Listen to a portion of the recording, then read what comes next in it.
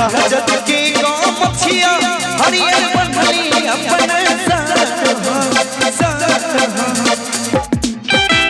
राजत के गाँव मछिया हरियर बंधली अपन कि जानू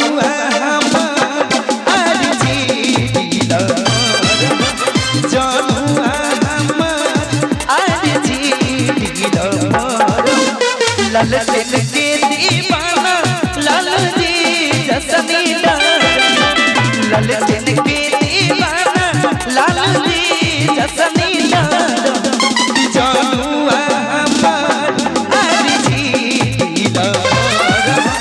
जानू अमर अरे जी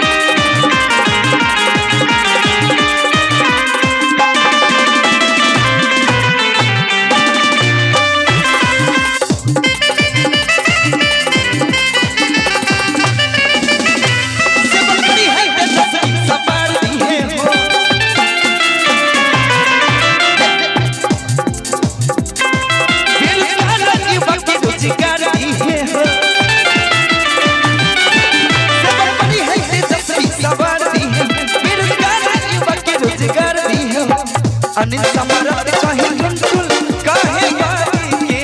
बार अनिल समरत कहे